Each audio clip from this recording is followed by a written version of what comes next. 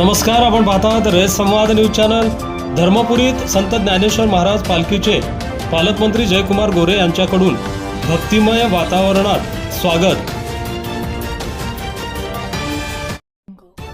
आषाढी वारीसाठी पंढरपूरकडे प्रस्थान ठेवलेल्या श्री संत ज्ञानेश्वर महाराज पालखीचे धर्मपुरी येथे दिनांक 19 जुलै रोजी भक्तिमय व टाळ मृदुंगाच्या गजरात आगमन झाले। यावेळी ग्रामविकास विभाग आणि जिल्हा प्रशासनाच्या वतीने पालकमंत्री जयकुमार गोरे यांनी श्री संत ज्ञानेश्वर महाराजांच्या पादुकाचे दर्शन घेऊन पुष्पहार अर्पण करत मोठ्या उत्साहाने स्वागत केले। यावेळी सोलापूर जिल्हा प्रशासनाच्या वतीने पालखी रथावर पुष्पवृष्टी करण्यात आली। टाळ मृदुंगाच्या गजरात पालकमंत्री पालखीसोबत चालले। धर्मपुरी पालखी तळावर वारकरी भाविक व ग्रामस्थांनी मोठी गर्दी केली होती। रामकृष्ण हरी, ज्ञानोबा माऊली, तुकारामच्या जयघोषाने संपूर्ण परिसर दुमदुमून गेला होता। पोलीस बँड पथकाने बँडमधून भक्तिमय धून वाजवून पालखीचे स्वागत उत्साहाने केले।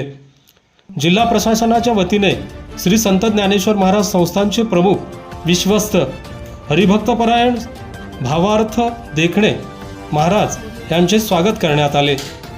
या प्रसंगी आमदार उत्तम जानकर, जिल्हाधिकारी एस कार्तिकेयन, सातारा जिल्हाधिकारी संतोष पाटील, सोलापूर पोलीस अधीक्षक अतुल कुलकर्णी, सातारा पोलीस अधीक्षक निखिल पिंगळे, जिल्हा परिषदेचे मुख्य कार्यकारी अधिकारी कुशल जैन, सातारा मुख्य कार्यकारी अधिकारी याशनी नागराजन, माजी आमदार रणजितसिंह मोहिते पाटील, उपविभागीय अधिकारी विजया पांगारकर, जिल्हा आरोग्य अधिकारी डॉक्टर सतीश कोपूरवाड, तहसीलदार सुरेश शेजूळ यांच्यासह दोन्ही जिल्ह्यातील संबंधित अधिकारी व पदाधिकारी मोठ्या संख्येने उपस्थित होते। पालखीच्या स्वागतासाठी धर्मपुरी पालखी तळावर जिल्हा प्रशासनाने चोख पोलीस बंदोबस्त ठेवला होता।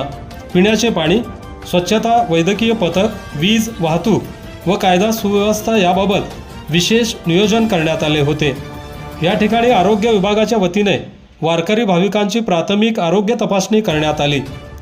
जिल्हा परिषदेच्या वतीने हिरकणी कक्ष सज्ज ठेवण्यात आलेला आहे। त्याचबरोबर भाविकांच्या पायांना आराम मिळावा यासाठी फूट मसाज मशीनची व्यवस्था करण्यात आली। हजारो भाविक यांनी याचा लाभ घेतला आहे। रयत संवादसाठी